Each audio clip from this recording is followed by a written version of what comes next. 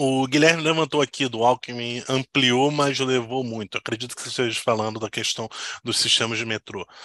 Não, de fato, eu acho que não é dizer que houve uma perfeição ali, tudo, mas eu acho que esse combate punitivista em relação à atividade política, tudo, ele mais traz malefícios do que benefícios. Eu vou explicar aqui. Se o Cris quiser até fazer um corte, tudo, eu acho que esse é um tema interessante que eu estava até discutindo com o Felipe Quintas essa semana. Ele levantou um ponto sobre isso e eu acho que é interessante de ser debatido. O que acontece? Você tem uma criminalização da atividade política nos últimos anos. Eu acho que isso é fato. Você passou a ter uma perseguição a políticos. Eu não estou fazendo mérito de que são santos, nunca deveriam ser tocados, tudo. O ponto não é por aí. O ponto é o que foi feito nos últimos anos foi uma perseguição e enquadramento da atividade política que você passou a engessar todos os fatores que eram feitos no período. Vou dar um exemplo, por exemplo.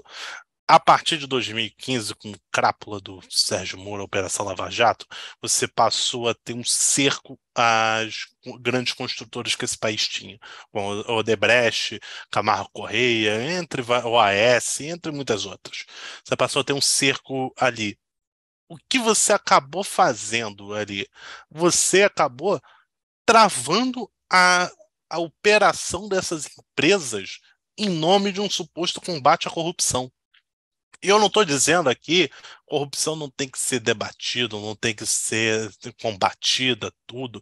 Só que, estava até falando isso tempo atrás com uma amiga minha que ela falou, cara, eu acho que debate de corrupção devia ser debate de país desenvolvido. Você tem muitos problemas antes de existir a corrupção. Eu acho, como eu falei, você tem problemas sim de ter corrupção. Só que você não pode transformar isso em mantra político, em projeto político. Seu projeto político é combater a corrupção. Cara, a gente está num país que as pessoas passam fome, a gente está num país com atraso estrutural, a gente está num país que não cresce há muitos anos, a gente está num país que você tem milhares de obras para serem feitas por todo o Brasil, você tem muita coisa a se fazer num país, um país em desenvolvimento que perdeu o rumo do desenvolvimento. E aí, você quer falar sobre combate de corrupção? É o seu único plano de poder? Me desculpa. Isso aí é coisa para a Noruega discutir. Que aí não tem problema nenhum, a gente fala, a gente vai somente combater a corrupção. Beleza, tranquilo. Só que não é o caso.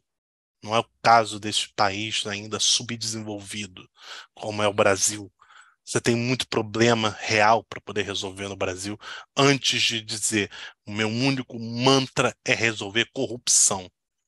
E com aquilo que eu estava falando, retomando o ponto, você fez a Operação Lava Jato, você saiu quebrando empresa e você interrompeu obras de infraestrutura importantíssimas para o Brasil, obras muito importantes em prol de vamos combater e prender corrupto e vamos travar tudo, não sei o que e tal, porque não pode haver corrupção. Agora, corrupção zero.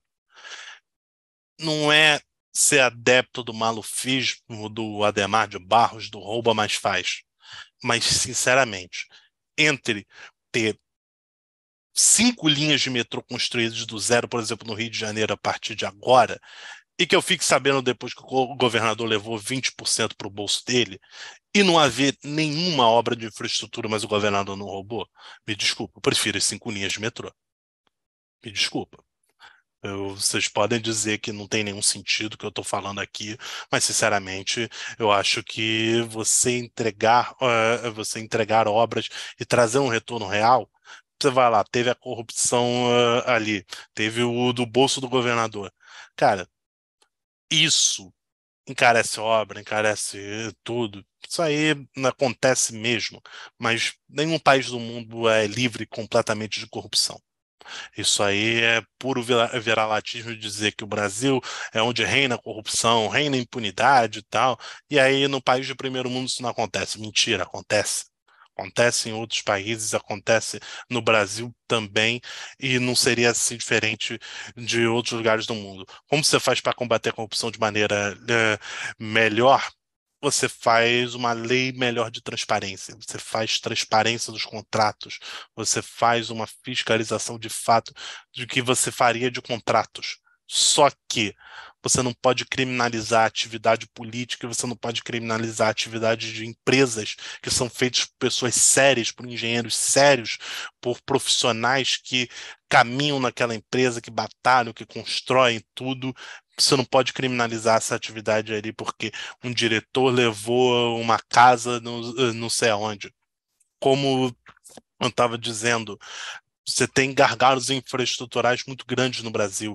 Além da questão das ferrovias, você tem atualmente, por exemplo, a descida da rodovia Presidente Dutra, para quem vem do Rio para São Paulo, você passa por um trecho que é antiguíssimo, que você tem ali de anos e anos, se eu não me engano, uma estrada da década de 1920, 1930, ela é da antiga estrada Rio-São Paulo, e que você tem uma velocidade média de cerca de 20 quilômetros por hora entre as duas maiores metrópoles desse país. Se você faz uma obra de 10 bilhões de reais, jogando muito por cima, e você faz um túnel e que você aumente aquela velocidade para média de 60 quilômetros por hora, olha o quanto de avanço você tem.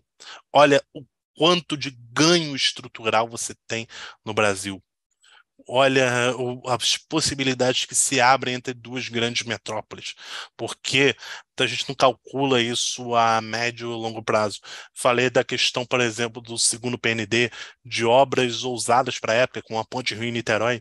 Já pensou se não fosse feita a Ponte Rio-Niterói? Como é que seria hoje em dia? Que já está saturada, inclusive, a ponte Rio-Niterói. Acho que você já deveria até fazer uma segunda ponte. Lisboa fez isso. Lisboa fez uma segunda ponte para você aliviar, mas eu acho que ali, no caso, você tem que fazer primeiro uma obra de ferroviária, um metrô e tal, e ampliar a possibilidade de transporte de passageiros. Mas eu acho que, de qualquer forma, você tem que fazer também uma segunda ponte de travessia para aliviar um pouco desse trânsito. Mas, enfim, sobre a questão do Alckmin, eu acho que é essa. Eu acho que você teve corrupção, teve ontem, tem hoje e vai continuar existindo. Só que não é o roubo mais fácil de Maluf. Mas, sinceramente, melhor que faça, melhor que se faça e que depois se puna, se investigue, se faça qualquer outra obra ali e tal, mas não se criminalize a atividade política. Não se criminalize a atividade política e não se trave o desenvolvimento do país por uma militância de combate à corrupção. Isso, sinceramente, não cabe. A Janete levantou um ponto aqui. Com que dinheiro, se os governos de esquerda que adoram fazer obra em outros países para ter força política regional teriam que investir aqui no Brasil? Janete, sinceramente, eu acho que isso é uma desinformação muito grande que você está levantando aqui. Porque a questão dos empréstimos do BNDES foram muito bem esclarecidas, porque isso não é fazer obra em outros países, isso é exportação da construção civil brasileira, isso é exportação do que se faz no Brasil. Por quê? Você faz, você faz o contrato, por exemplo, lá na Venezuela. O BNDES vai emprestar não sei quantos para o metrô de Caracas. Não é que o Brasil está pagando para a Venezuela para fazer um metrô na Venezuela. Isso nem é permitido constitucionalmente. O Brasil pagar para outro país. O que o Brasil está fazendo é ceder crédito em troca de uma contratação de uma mão de obra brasileira, em troca da contratação da engenharia brasileira para realizar as obras naquele outro país. Você pode discordar ou concordar com isso, mas a verdade é essa. Não é que o Brasil paga para fazer obra na Venezuela. Não é. O Brasil, ele vai lá, o BNDES, ele é um banco, como o Banco do Brasil, como o Itaú. O Itaú, por exemplo, é um banco brasileiro, ele não é público, é um banco privado. Ele pode emprestar dinheiro para quem ele quiser. desde que ele veja análise de risco, de crédito, tudo. E você pode discutir a questão da análise de risco, por exemplo, de você emprestar para a Venezuela. Isso aí, beleza. Isso aí você pode discutir, você pode levantar, tal. Você tem que ver o que você quer levantar. Só que os fatos são esses. O que o Brasil fez? O Brasil ele tem um banco de desenvolvimento. Esse banco de desenvolvimento empresta dinheiro para outros países em troca da contratação da engenharia brasileira. É esse o ponto. Você é contra isso? Não, tudo bem. Acho que pode ser, você não tem que ser a favor de tudo, não. Você pode ser contra. Só que não é que não é que os governos de esquerda fazem obras na Venezuela. Isso aí não é.